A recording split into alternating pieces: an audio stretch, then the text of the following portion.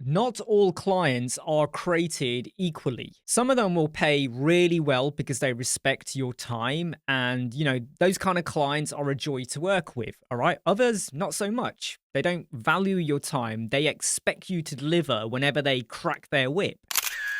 So, how do you find those high value clients? The ones that are a dream to work with. Okay. How do you find them? What you should do is review your past projects. Grab a bit of paper, list them all down, and which of those clients were the most profitable. Okay. So, have a column and note down in terms of time spent and what you did for them, how many were profitable. Put down next door to them which ones brought you the most satisfaction. And it might be the type of website or the type of project. The third column needs to be how much did you actually enjoy it? Because you might have made a lot of money. It might have been in an area or with a page builder you love building. But did you come out of it satisfied in terms of really, really happy kind of thing?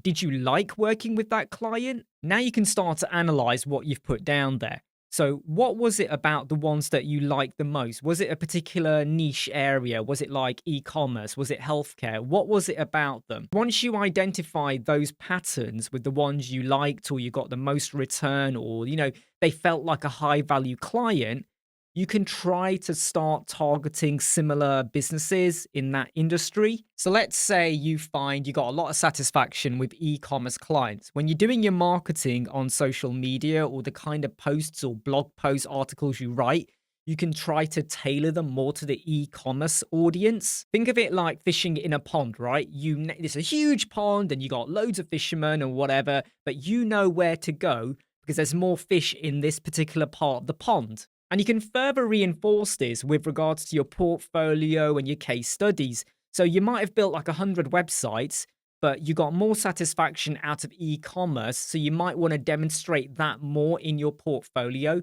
Make sure you boost them up and give them a bigger part of your page estate. And the same goes with your hero banner, your headlines. You are going to tailor your messaging, the problem solving towards e-commerce. I'm just using that as an example. Maybe you want to focus more on dentist websites or landscaping.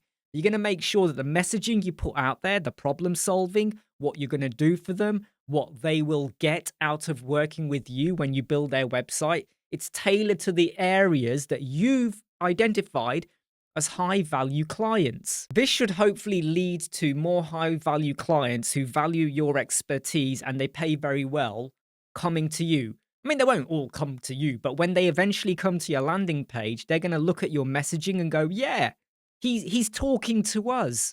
And what's the cost for you to do this reflection?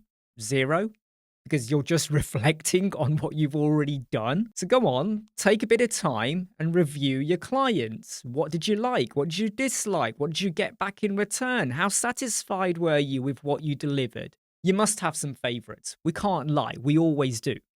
Right? Which ones brought you the most value? And once you know who they are, go and find some more of them.